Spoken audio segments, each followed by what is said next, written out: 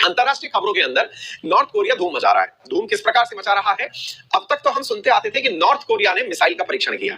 North Korea के बारे में कुछ दिन पहले भी मैंने आपको बताया था। ये बताया था कि भाई किम जोंग उन जिस जगह के राजा हैं, मतलब ये राजा ही कहिए, तानाशाह हैं असल में, तो यह वहां पर हाल ही में प्लूटोनियम के तत्व पाए गए थे, यानी कि ये मतलब न्यूक्लियर रिएक्टर से रिलेटेड कुछ काम कर रहे थे।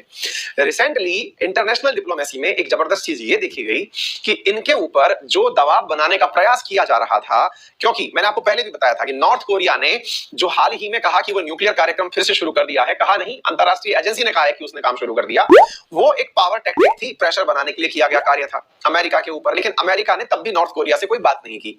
अमेरिका ने नॉर्थ कोरिया से कोई बात नहीं की और रिएक्ट नहीं किया। भाई को ध्यान आकर्षित करने के तरीके आते हैं। ध्यान आकर्षित करने के तरीकों में इन्होंने हाल ही में एक ऐसी क्रूज मिसाइल छोड़ी जो कि छूटने के बाद सीधा जापान के समुद्र में जाके गिरी। एक ऐसी क्रूज मिसाइल छोड़ी जिसके बारे में इनके ऊपर किसी को कल्पना ही नहीं थी कि यार ये भी ऐसा कर सकते हैं। हालात ये हुए, जैसे मैंने पहले भी आपसे कहा था, नॉर्थ कोरिया कुछ भी करेगा, उसके पड़ोसी जापान और साउथ कोरिया के अंदर खलबली मचेगी और वो दौड़ना शुरू कर देंगे। बिल्कुल ऐसा ही हुआ। जैसे ही ये बात निकल करके आई, तुरंत जापान और साउथ कोरिया के मंत्री लोग भागे, अमेरिका के मंत्री से मिले और कहा कि महाराज त्राहिमाम त्राहिमाम, हमारे सामने बम फट गया है। और कौन ने फोड़ दिया है? क्रूज मिसाइल फोड़ दी है नॉर्थ कोरिया ने।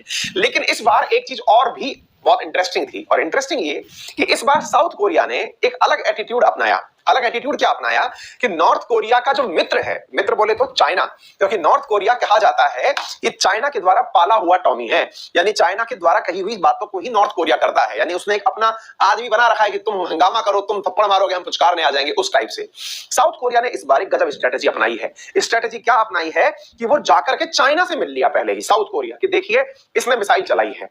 चाइना ने पता नहीं साउथ कोरिया को क्या कहा, साउथ कोरिया घर जाता है और घर जाकर इस बार साउथ कोरिया भी बम फोड़ देता है। आप लोगों ने शायद ही ऐसा पहले कभी सुना होगा कि साउथ कोरिया ने कोई मिसाइल टेस्ट किया, और साउथ कोरिया ने ऐसा मिसाइल टेस्ट कर दिया जो कि वर्ल्ड में पहली बार है। ऐसा क्या मिसाइल टेस्ट था?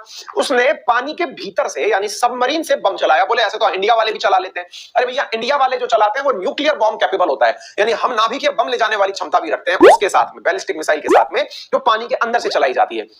साउथ कोरिया ने विदाउट न्यूक्लियर कैपेबल पानी के अंदर से मिसाइल दाग दी भाई, और पानी के अंदर से मिसाइल दागते ही नॉर्थ कोरिया को लगा कि नहीं यार, अब तो ये वो वाली बात हो गई कि ये सामने वाला भी परीक्षण कर रहा है। तो गजब है स्टोरी। आइए जरा इसी को इसी के तरीके से समझने का प्रयास करते हैं। टेक्नोलॉजी की बात हम इसलिए कर रहे हैं इस सवाल के अंदर क्योंकि ये डिफेंस जो है ना, ये आपके सब मतलब पेपर का हिस्सा है। बहुत सारे मतलब स्टेट बीसीएस के एग्जाम में डिफेंस जो एग्जाम के अंदर डिफेंस कहिए या सिलेबस का हिस्सा होता है, डिफेंस का कंटेंट। ठीक है, क्या है आइए मैं बताता हूं साथियों। अपना पहला under water launch ballistic missile किसने किया? तो साउथ कोरिया ने किया। साउथ कोरिया ऐसा करने वाला दुनिया का पहला देश बन गया है जिसने नॉन न्यूक्लियर कैपेबल, देखिए दुनिया के बाकी जो 6 देश हैं इंक्लूडिंग इंडिया और टॉप 5 कंट्री जो P5 हैं, ये वो देश हैं जिनके पास में सबमरीन से न्यूक्लियर बॉम्ब दागने की भी ताकत है। लेकिन साउथ कोरिया पहला ऐसा देश बना है जो न्यूक्लियर बॉम्ब नहीं रखता, उसके बावजूद भी ये टेक्नोलॉजी रखता है। ये अपने आप में एक बड़ी बात है। ठीक है, तो ये साउथ कोरिया ने कर दिखाया है। तो आज नॉर्थ कोरिया से ज्यादा बड़ा जो काम है वो साउथ कोरिया का है, और न्यूज कुछ इस प्रकार से पढ़ी जा रही है कि नॉर्थ और साउथ ने दोनों ने ही मिसाइल टेस्ट कर लिए हैं, और इस स्थिति में दोनों के ही मिसाइल टेस्ट एक प्रकार से टेंशन को बढ़ाने वाले हो गए हैं। लेकिन साउथ कोरिया ने मिसाइल का टेस्ट तब किया जब साउथ कोरिया के विदेश मंत्री चाइना के विदेश मंत्री वांग वी से मिलकर के आए। बोले देख लो साहब, आपका बच्चा मान नहीं रहा है। बोले नहीं मान रहा है तो अब आप भी लपड़ मार दो, क्योंकि आजकल वो मेरी भी नहीं मान रहा है। आइए मैं बताता हूं क्या है कहानी। देखिए ये आपके सामने मिसाइल टेस्टिंग का दृश्य है जो साउथ कोरिया ने प्रदर्शित किया। कुल जमा बात यह है साथियों कि नॉर्थ कोरिया जब भी मिसाइल टेस्ट करता है तो उसका हमेशा से तरीका क्या होता था कि नॉर्थ कोरिया से चलाया गया कोई भी बम या फिर मिसाइल, थोड़ा सा मैं जानकारी आपको दे दूं, आप पुराने विद्यार्थी होंगे तब तो आपको बहुत अच्छे से मालूम होगा। बहुत लंबे समय से मैंने मिसाइल्स के बारे में नहीं बताया है, एक बार के लिए बता देता हूं। 2 प्रकार की मिसाइलें कही जाती हैं, मतलब कहा कुल जमा तो 3 प्रकार की होती हैं। मैं आपके सामने पहले यहां पे बता देता हूं, पुराने विद्यार्थियों को तो बहुत अच्छे से कई बार बता रखा है, अगर आप नए जुड़े हैं तो आप भी जान लीजिए।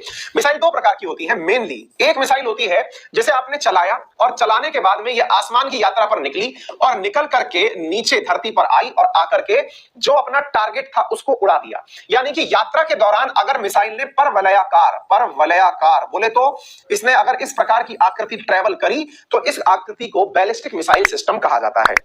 दुनिया में सबसे खतरनाक सिस्टम बैलिस्टिक मिसाइल सिस्टम माना जाता है क्योंकि ये थोड़ा तेज होता है, तेज भी होता है, अनप्रेडिक्टेड भी होता है। आपने आसमान में छोड़ दिया। आपने अगर कभी रामायण महाभारत देखी हो अपने टीवी पर जो आया करती थी, उसमें कुछ इसी प्रकार से तीर चलाया करते थे, है ना। एक तरफ से भगवान तीर चला रहे हैं आसमान में अपन को लगता था कि यार सामने दिख तो रहा है बंदा, उस पे चलाओ ना तीर, क्या दिक्कत है। सामने नहीं मारते थे ये लोग, आसमान में मारते थे। हमें नहीं पता था कि उनको भी ग्रेविटी के बारे में ज्ञान था कि भाई तीर अगर सामने चलाएंगे तो ग्रेविटी के चक्कर में तीर तो नीचे घुस जाएगा, आदमी पे लगेगा नहीं। तो आदमी जितना दूर है उसको मारने के लिए जितना ऊंचाई पर मारोगे तो वो तीर झुकता झुकता ग्रेविटी के चक्कर में आकर के उसी में जाके घुसेगा। तो कहने का मतलब था अपने जो पुराने जो धारावाहिक बनते थे वो फुल ग्रेविटी को दिमाग में रख के बनते थे। महाभारत और जो आपके रामायण के सीरियल बने हैं, फुल ग्रेविटी का कंसेप्ट उनको पता था। असल में ये इसी प्रकार से चलाई जाने वाली चीज है। आप आसमान में मारिए, झुकते झुकते झुकते झुकते टारगेट पे आ जाएगा। इसी का तो अभ्यास किया जाता है, that is non age ballistic missile. वहीं पर दूसरा मिसाइल सिस्टम होता है, इसको बैलिस्टिक मिसाइल सिस्टम कहते हैं। क्या कहते हैं? Ballistic missile system. ठीक है। एक दूसरा टारगेट सिस्टम होता है जिसमें यह होता है कि आपको मिसाइल चलानी है, मिसाइल चलेगी तब तो हल्का सा ऊपर उठेगी, लेकिन फिर जमीन के समानांतर होकर के टारगेट पर जाकर के भिड़ जाएगी। यानी कि ये जब चलेगी तो चलने के लिए इसे थोड़ा सा ही ऊपर उठना है और उठ करके जमीन के समानांतर ही होकर चलेगी। इसे क्रूज मिसाइल सिस्टम कहा जाता है। ठीक है। अब सुनिए साथियों, पहले इस बात को भी समझ लीजिए।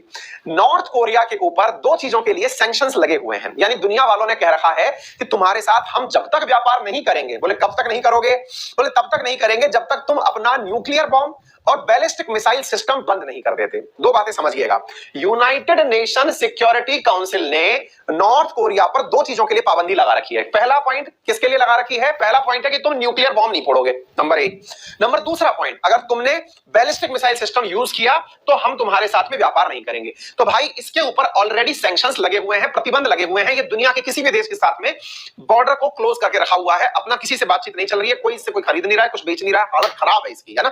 अच्छा, वहीं पर इसको एक नियम पता था। नियम क्या था? जैसे होता है ना कि भाई तुमको ना क्या बोलते हैं, पढ़ते पढ़ते सोना नहीं है। अब मान लीजिए कि अपने पेरेंट्स ने अपन से ये कहा कि तुम्हें पढ़ते पढ़ते सोना नहीं है। ठीक है। आपने क्या किया? आपने किताब बंद करी और फिर सो गए।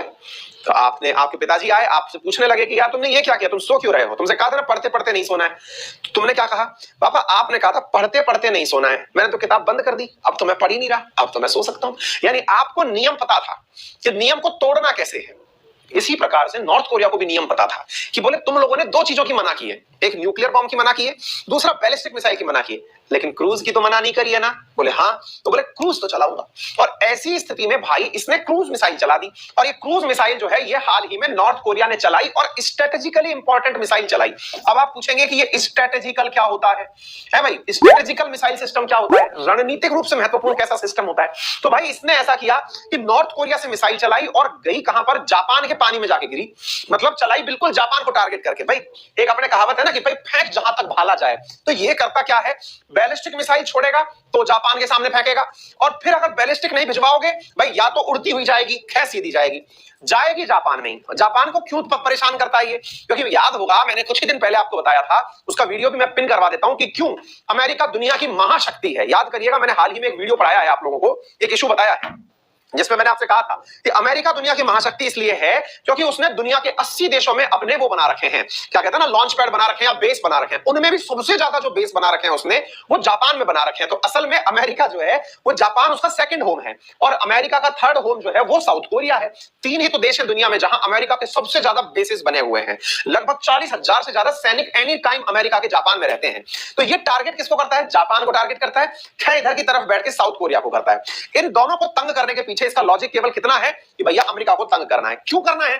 ध्यान नहीं दे रहे हो तुम आजकल हमारे ऊपर। अच्छा, अभी आपको अपना बचपन तो याद होगा नहीं, लेकिन मुझे मेरे बच्चों का बचपन एनी टाइम दिखता रहता है, क्योंकि अभी बच्चे छोटे हैं। उन्हें मैं नोटिस करता हूं कि उनको पता है कि पापा का ध्यान अपनी तरफ आकर्षित कैसे करना है।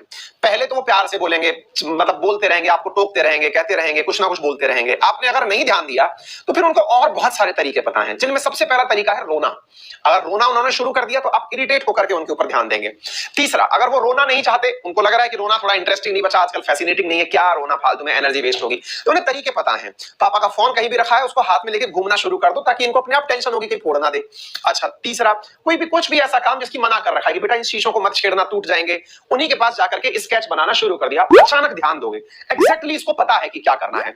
अमेरिका अभी अफगानिस्तान से ध्यान हटा ही रहा था, इसको पता था कि यार तुमको कह दिया हमने IAEA वालों से बुलवा दिया कि हम लोग न्यूक्लियर परीक्षण कर रहे हैं, तुम्हें फर्क ही नहीं पड़ रहा है यार। ऐसे नहीं पड़ेगा तो कैसे तो पड़ेगा। तुमने बैलिस्टिक मिसाइल बंद कर रखी है, लोग क्रूज चलाते हैं, भाई क्रूज चला दी। अब क्रूज तो चला दी इनने, इधर बेचारा साउथ कोरिया है ना, ये फ्रस्ट्रेट हो गया, फुल फ्रस्ट्रेट हो गया। ये फ्रस्ट्रेट होकर के पहुंचा चाइना के पास, यहां बैठा है चाइना, और चाइना के पास जाकर के बोलने लगा कि बोले भाई बात ऐसी है, बोले यार एक बात बताओ, एक मिनट देखो मैं मैप के माध्यम से समझाता हूं आपको। ये तो रहा नॉर्थ कोरिया, ये रहा साउथ कोरिया, इधर रहा चाइना। है क्या ना कि नॉर्थ कोरिया जो है वो चाइना का एक पाला हुआ, जैसे कहते हैं ना गुंडे पाल रखे हैं किसी ने, तो ऐसे चाइना ने इसको पाल रखा है। एक तरफ लेफ्ट हैंड में पाल रखा है नॉर्थ कोरिया को ऐसे गुंडे, और दूसरी तरफ राइट हैंड में पाल रखा है उसने पाकिस्तान को। दो गुंडे उसने पाल रखे हैं। इन दोनों को ही सारे हरकतें सिखाता यही है, और दुनिया के अंदर समझदारी का चोगा पहन के बैठा रहता है। अच्छा, लेकिन हुआ क्या, कहते हैं ना मेरी बिल्ली मुझको ही म्याऊं। हुआ क्या कि नॉर्थ कोरिया ने, अपन सब लोग तो दुनिया वाले ये कहते रहे कि भाई चाइना ने कोरोना फैलाया है, चाइना ने कोरोना फैलाया, लेकिन हम लोग केवल व्हाट्सएप, ट्विटर और फेसबुक पर ही करते रहे। हमने सामान वगैरह मंगाना बंद नहीं किया। हमने तो इस कोरोना काल में सबसे ज्यादा सामान चाइना से ही मंगाया है। वो बात दूसरी है कि हमने चाइनीज सामान का बहिष्कार किया था, लेकिन वो भी चाइनीज फोन से किया था, है कि नहीं। तो अल्टीमेटली ये था कि हम लोगों का तो व्यापार टॉप पर रहा चाइना के साथ कोरोना काल में भी, हम उसके साथ कुछ भी बुरा कर नहीं पाए। नॉर्थ कोरिया ने भाई साहब था तो इसी का पाला हुआ, लेकिन भाई साहब मेरी बिल्ली मुझको ही म्याऊं, क्या कर दिया इसने नॉर्थ कोरिया ने चाइना के साथ जो बना हुआ बॉर्डर था ना, जो पूरी टाइम ओपन रहा करता था वो क्लोज कर दिया। बोले नो एंट्री। अब चाइना वाले सोच रहे हैं कि यार ये हमको अंदर ही नहीं आने दे रहा। थोड़ा बहुत सामान तो ये भी खरीदता था, असल में नॉर्थ कोरिया जितना भी माल खरीदता था इन्हीं से खरीदता था। अब ये किसी से खरीद ही नहीं रहा है। चाइना ने कहा 1 साल हो गया, ये ऐसा देश हो गया जो ये कहता है कि तूने ही कोरोना फैलाया और तेरे ही बॉर्डर बंद करूंगा मैं, तो इधर से कोई भी कोरोना का मरीज अंदर आ गया तो मैं उसे गोली मार दूंगा। तो बॉर्डर क्लोज और गोली मारने का आदेश। तो भाई साहब किम जोंग उन भाई निकले नहीं, लंबे समय से नहीं निकला भाई अपना, अब निकला है, पतला हो गया, दिखाऊंगा फोटो वोटो लाया हूं मैं उसकी। तो अल्टीमेटली क्या हुआ, साउथ कोरिया को यह समझ में आ गया कि इन दोनों के बीच में कुछ गड़बड़ चल रही है। तो साउथ कोरिया वाला जैसे ही नॉर्थ कोरिया ने अपने यहां से क्रूज मिसाइल इधर दागी, साउथ कोरिया का विदेश मंत्री उड़कर पहुंच गया इसके पास, उड़कर पहुंचा, और इसके वांग वी से, आपको मालूम होगा वांग वी नाम से इसका वो है विदेश मंत्री चाइना का, उसके पास गया और बोलने लगा कि देख लो आपके बच्चे ने ऐसा किया है, मान नहीं रहा है ये। तो बोले एक काम करो, बच्चा हमारी भी नहीं मान रहा है आजकल, तुम एक काम करो उसको थोड़ा धमका दो, उसको लगता है कि तुम जो है ना वो डरते हो। बोले अच्छा ऐसा है क्या, बोले ठीक है। तो भाई साउथ कोरिया वाले अपना जहाज लेकर पानी में यहां अपनी सबमरीन भेजी, और सबमरीन पानी के भीतर ले जाकर के और वहां से बम दाग दिया। आपको मालूम होना चाहिए कि सबसे टफ टेक्निक में शामिल होती है सबमरीन से बम दागना। देखिए आप हवा से बम चला सकते हैं, आप जमीन से बम चला सकते हैं, आप जहाज पर से बम चला सकते हैं, लेकिन पानी के नीचे से बम चलाना, ऐसे सोचो ना भाई उस बम के पीछे आग लग रही है, पानी से वो मिल जाएगी तो बुझ जाने वाली बात है ना। तो टेक्निकली आपको ऐसा बम चलाना है जो पानी से बुझे नहीं, नंबर दूसरा इतना तेज गति से आए कि पानी उसे रोक ना पाए, इतनी सारी सुविधाएं वो भी सबमरीन से। भाई ये गया और ये जाके बम फोड़ दिया यहां पर। इसका विरोध किया है नॉर्थ कोरिया ने, पहली बार नॉर्थ कोरिया किसी का विरोध किया।